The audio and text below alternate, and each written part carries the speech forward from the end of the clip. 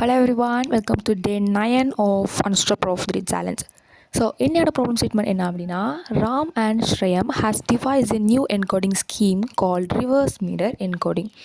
அதாவது நம்ம படத்துலலாம் பார்த்துருப்போம் பொழுதுன, ஒருத்தருக்கு இன்னொருத்தர்கிட்ட ஒரு மெசேஜ் சொல்லணும்னா அது அப்படி தலையை சுற்றி தொடுறது மாதிரி ஒரு கோடட் மெசேஜ் தான் அனுப்புவாங்க. ஸோ அது யாருக்கு புரியும்? எழுதுனவருக்கு புரியும், யார் படிக்க போகிறாங்களுக்கும் புரியும். இடையில இப்போ வேறு யாராவது ஒரு தீவிரவாதி கையில் கிடச்சா கூட அதை பார்க்கும்போது என்ன எழுதிருக்காங்கன்னே தெரியாது, அப்படி தானே? ஸோ அது ஒரு செட் ஆஃப் ரூல்ஸ் ஃபாலோ பண்ணி எழுதியிருப்பாங்க.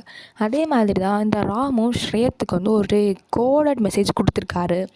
நம்ம என்ன பண்ண போகிறோம்னா, அந்த ரூல்ஸ் இப்போ நம்ம கையில் கிடச்சிட்டு அந்த ரூல்ஸை ஃபாலோ பண்ணி அவருக்கு என்ன தான் எழுதினாரு அப்படிங்கிறத நம்ம கண்டுபிடிக்க போகிறோம். ஓகே, ஸோ அதான் input. You are given a coded message and you must decode it. So இது எப்படி இருக்கும்னா, நம்ம கடை பக்கத்துல 3வது கடை இருக்குல்ல, ஆமா, 3வது கடை பக்கத்துல 4வது கடை இருக்குல்ல, ஆமா, 4வது கடை பக்கத்துல 5வது கடை இருக்குல்ல, அதான் நம்ம கடை. டேய், 5வது கடை உங்க கடை சொல்ல வேண்டியதாடா எருமை, ஏன் இப்படி சுத்துற? உங்ககிட்ட சொல்லும்போது டீடைலா சொல்லணும் தல. அப்படிதான் எனக்கு ரூல்ஸ்.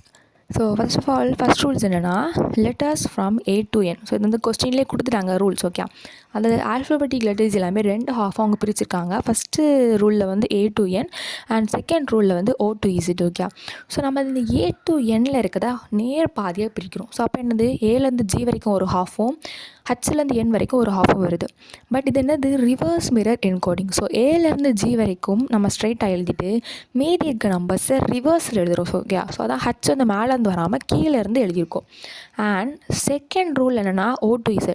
ஆனால் அதே மாதிரி தான் வரும், பட் எக்ஸ்ட்ரா ஒரு ட்விஸ்ட் ஆட் பண்ணியிருக்காங்க. என்னென்னா, அதே மாதிரி அந்த ஓலேருந்து இசட் வரைக்கும் நேர் ஹாஃபாக பிடிச்சோன்னா ஓலேருந்து T அண்ட் யூலேருந்து இசட். பட் இந்த ஓங்கிறது தனியாக வராது, கூட ஒரு ஹேஷ் சிம்பிளோட தான் வரும். செகண்ட் செட் ஆஃப் லெட்டர்ஸ் எல்லாமே கூட ஒரு ஹேஷ் சிம்பிளோட வரும். ஓகே, நம்ம என்கோட் பண்ணும்போது அந்த ஹேஷை நம்ம ரிமூவ் பண்ணிவிட்டு ஓக்கு நேரம் என்ன இருக்குது, இசட். ஸோ இந்த இசட் மட்டும் நம்ம ரிட்டர்ன் பண்ணுவோம். ஓகே, ஸோ அதான் கொடுத்துருக்காங்க. They appear as 2 characters, letter and கூடவே ஒரு ஹேஷ். ஓகே, ஜஸ்ட் இவ்வளோ தான் ஒரு ரூல்ஸ். ஆனால் நம்ம சும்மா பார்த்தோன்னா கண்டிப்பாக நம்மளால் கண்டுபிடிக்க முடியாது. ஸோ எப்படி இருக்கும்னா, ஒரு ஸ்ட்ரிங் இப்படி தான் கொடுத்துருப்பாங்க, UHJLG. இப்படி பார்க்கும்போது நமக்கு என்ன புரியும்? ஒன்றுமே புரியாது. ஸோ அந்த ரூல்ஸ் வச்சு பார்க்கும்போது தான் நம்ம என்ன எழுதியிருக்கு, என்ன அவங்க அனுப்பியிருக்காங்க அப்படின்னு கண்டுபிடிக்க முடியும். ஸோ கோடோட லாஜிக் பொறுத்த வரைக்கும் ஃபஸ்ட்டு செட் ஆஃப் ரூல்ஸுக்கு என்னென்னா, starting letter A plus ending letter N minus current. So இது எப்படி ஒர்க் ஆகும் அப்படின்னா, இந்த ஏக்குன்னு ஒரு நம்பர் இருக்கும் அண்ட் எண்ணுக்கு இந்த ஆல்ஃபபெட்டிக் லெட்டர்ஸ்க்கு ஒரு நம்பர் இருக்கும். ஓகே, இது நம்ம ஒரு சிம்பிளுக்குமே அங்கே ஒரு நம்பர்ஸ் இருக்கும் இன்பில்டாக. ஸோ அதே மாதிரி இந்த ஏக்குள்ள நம்பர் ப்ளஸ் இந்த எண்ணுக்குள்ள நம்பர் மைனஸ் கரண்ட்டுக்குள்ள நம்பர். ஸோ எண்ணுங்கிற ஆல்ஃபபெட்டோட நம்பர் அண்ட் கரண்ட் லெட்டரோட நம்பர் ரெண்டுமே மைனஸ் ஆகி இந்த ஏயோட நம்பர் கூட ப்ளஸ் ஆகி நமக்கு என்ன நம்பர் கிடைக்குதோ அதுக்கு இல்லை நேராக இருக்க கேரக்டர் தான் நமக்கு ரிட்டர்ன் ஆகும். ஓகே, அதே மாதிரி டீகோடட் செகண்ட் செட் ஆஃப் ரூல்ஸ்க்கு O plus Z minus current. இப்போ first of all dry run பார்க்கலாம். நம்ம எல்லா இண்டெக்ஸ் எழுதிட்டோம் 0லேருந்து 4 வரைக்கும். நெக்ஸ்ட் ஆஃப் ஆல் இந்த இண்டெக்ஸ் நேராக இருக்க கேரக்டர்ஸ் 1 by 1 எழுதியிருக்கோம். இப்போ நம்ம என்ன சொல்லியிருந்தோம்னா, ஃபஸ்ட்டு நம்ம செகண்ட் செட் ஆஃப் ரூல்ஸை நம்ம பார்க்க போகிறோம். பிகாஸ் செகண்ட் செட் ஆஃப் ரூல்ஸில் நமக்கு நெக்ஸ்ட் லெட்டில் என்ன வரும்னா ஒரு ஹேஷ் சிம்பிள் வரும். ஸோ இங்கே என்ன இருக்குது, ஃபஸ்ட்டு கேரக்டர் மட்டும் பார்த்தா போது செகண்ட் கேரக்டர் நம்ம பார்க்கணும். செகண்ட் கேரக்டர் ஹேஷாக இருந்துச்சுன்னா அது கண்டிப்பாக ரூல் 2 தான். ஸோ என்ன பண்ணுவோம், அந்த யூக்கு நேரம் என்ன இருந்துச்சு, T தான் இருந்துச்சு, அப்படி தானே? ஸோ யூக்கு T தான் இருக்குது. ஸோ இந்த டீ கோடில் நம்ம T எழுதுகிறோம் அண்ட் இந்த ஹேஷ் நம்ம என்ன பண்ணுவோம், டீகோட் பண்ணும்போது ஸ்கிப் பண்ணிடுவோம். அண்ட் இதுக்கு கீழே எதுவுமே ஹேஷ் சிம்பிள் இல்லை. ஸோ எல்லாமே ரூல் வேண்டாம், அதுக்கு நேராக என்ன வச்சு நம்ம எழுதினா போதும். ஸோ இப்போ அவுட்புட் என்னது, டெக். ஸோ ராம் ஸ்ரேயத்துக்கு டெக்குங்கிற ஒரு வேர்டை தான் அவர் சென்ட் பண்ணியிருக்காரு. பட் இந்த மாதிரி ஒரு ஸ்ட்ரிங்காக கொடுக்கும்போது யார் பார்த்தாலுமே கண்டிப்பாக புரியாது. ஸோ இந்தந்த ரூல்ஸ் அவங்க ஃபாலோ பண்ணி அவங்க ஷேர் பண்ணிக்கிட்ட மெசேஜ் டெக். ஓ, நீ அப்படி வரியா? Okay, next of all code பார்க்கலாம். String builder. இந்த ஸ்ட்ரிங் பில்டர் என்னடா இது, ஸ்ட்ரிங் பில்டரா, நம்ம இந்த வேர்டை கேள்விப்பட்டதே இல்லையா அப்படின்னு நிறைய பேர் யோசிக்கல. பட் நம்ம ஸ்ட்ரிங்குங்கிற வேர்டை கண்டிப்பாக கேள்விப்பட்டிருப்போம். நம்ம இந்த ஸ்ட்ரிங்ஸ் எல்லாம் எதாவது எழுதுவோம், ஸ்ட்ரிங் ஒரு வேரியபிள் நேம் ஈக்குவல் டு கோட்ஸ்குள்ளே எழுதுவோம். பட் நம்ம ஆல்ரெடி படிச்சிருப்போம் ஸ்ட்ரிங் படிக்கும்போதே, ஸ்ட்ரிங்ஸ் ஆர் இம்யூட்டபிள். நம்ம அதை சேஞ்ச் பண்ண முடியாது. ஒருக்கா கோட்ஸ்குள்ளே ஹலோ வேர்ல்டுன்னு எழுதியாச்சுன்னா ஹலோ வேர்ல்டு தான்.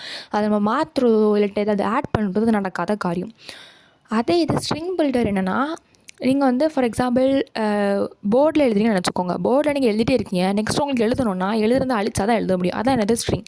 அது இது ஸ்ட்ரிங் பில்டருங்கிற நோட் எழுதுகிற மாதிரி. நோட்டோட செட் ஆஃப் பேஜஸ் இருக்கிற எழுதிக்கிட்டே இருக்கலாம், அப்படி தானே? ஸோ அதே தான் ஸ்ட்ரிங்குக்கும் ஸ்ட்ரிங் பில்டருக்குள்ள வித்தியாசம். ஸ்ட்ரிங் பில்டர் என்னென்னா நம்ம வந்து ஒரு கேரக்டர்ஸை நம்ம ஸ்ட்ரிங்கில் ஆட் பண்ணிக்கிட்டே இருக்கலாம். ஸோ அந்த 1000 வாட்டி எழுதுறத ஒரே ஸ்ட்ரிங்கே நம்ம 1000 வாட்டி மாற்றிக்கலாம். ஓகே, ரெண்டுக்கும் டிஃப்ரென்ஸ் இருக்குது. ஸோ ஸ்ட்ரிங் பில்டர் எதுக்கு யூஸ் ஆகுதுன்னா ஒன்று ஆட் பண்ணுறதுக்கு அண்ட் நெக்ஸ்ட் ஆஃப் ஆல் ஏதாவது ஒன்று மாற்றணும், அப்டேட் பண்ணணும் அப்படிங்கிறது எல்லாமே ஸ்ட்ரிங் பில்டர் யூஸ் ஆகுது. ஸோ ஸ்ட்ரிங் பில்டர் அதுக்கு ஒரு நேம் வந்து நம்ம டீகோடர். ஏன்னா நம்ம வந்து கோடை நம்ம டீகோடரை மாற்ற போகிறோம். நம்ம எந்த வேரியபிளாலும் கொடுத்துக்கலாம். பட் இந்த எக்ஸாம்பிளுக்கு பொறுத்துற மாதிரி டீகோடர்னு ஒரு variable name and next of all new string builder of. இப்போ நம்ம ஸ்ட்ரிங் பில்டர் டிக்ளேர் பண்ணியாச்சு. அண்ட் நெக்ஸ்ட் ஆஃப் ஆல் என்ன பண்ணுறோம், ஒரு இண்டெக்ஸாக நம்ம லூப் பண்ண போகிறோம். So for int i = 0 i less than நம்ம கொடுத்துருக்க ஸ்ட்ரிங்கோட நேம் வந்து encoded. So encoded dot length of. நம்ம அரையில் மட்டும்தான் லென்த் யூஸ் பண்ணுவோம், டாட் லென்த். ஸ்ட்ரிங்கில் வந்து டாட் லென்த் ஆஃப் கொடுத்தா தான் அதோட லென்த் வந்து கால்குலேட் பண்ண முடியும். Next of all i++. Next of all ஒரு கேரக்டர்ஸ் எடுத்துகிட்டு வர போகிறோம். Char sequence is equal to encoded dot char at of. இது வந்து first character. And next of all next loop second character 1/1 character எடுத்துகிட்டு வரும். நம்ம ஆல்ரெடி சொல்லியிருந்தோம் கேஸ் 1 என்னது செகண்ட் செட் ஆஃப் லெட்டர்ஸை நம்ம வந்து ஹேண்டில் பண்ண போகிறோம்.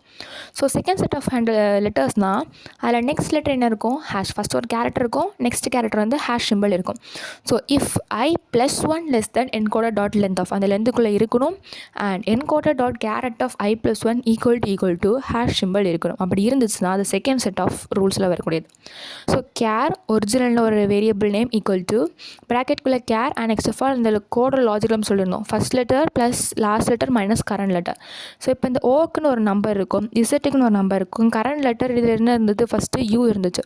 ஸோ யூக்குன்னு ஒரு நம்பர் இருக்கும். ஸோ இசட் மைனஸ் யூ அந்த ரெண்டுக்குள்ள நம்பர் மைனஸ் ஆகி ஓங்கிற நம்பரோட ப்ளஸ் ஆகி நமக்கு ஒரு நம்பர் தான் கிடைக்கும். நம்ம எதுக்கு முன்னாடி கேர் போட்டிருக்கோன்னா அந்த இன்டிஜர் நம்பரை கேரட் டேட்டாவே மாற்ற போகிறோம். ஸோ இது type conversion.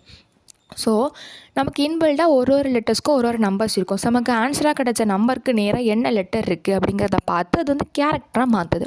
And next of all நம்ம என்ன சொல்லியிருந்தோம், ஸ்ட்ரிங் பில்டர் எதுக்கு யூஸ் ஆகுது, நம்ம அப் அண்ட் பண்ணிக்கலாம், அப்டேட் பண்ணிக்கலாம். ஸோ அதில் decoder dot up and half original. இப்போ நமக்கு என்ன கேரக்டர் கிடச்சதோ அது அந்த ஸ்ட்ரிங்கில் போய் ஆட் ஆகும்.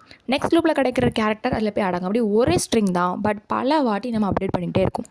And next of all second set of லெட்டர்ஸ்னால் original equal to character a+n - sequence and அதில் அப்டேட் பண்ணுறோம். நமக்கு இந்த ஃபங்க்ஷனில் வந்து வாய்ட் இருக்குது. So that is no return type.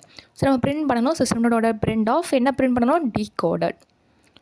Okay, already code எழுதியாச்சு. First of all save and compile and next of all submit code. So இவ்வளோ தான். நீங்களும் உங்கள் ஃப்ரெண்ட்ஸ்க்கு இதே மாதிரி ரூல்ஸை ஃபாலோ பண்ணி ஒரு கோடட் மெசேஜை ஷேர் பண்ணுங்கள். அண்ட் இந்த வீடியோ ஷேர் பண்ணி அந்த கோடட் மெசேஜுக்கான ஆன்சரை அவங்களை கண்டுபிடிக்க சொல்லுங்கள். பாய் பாய்.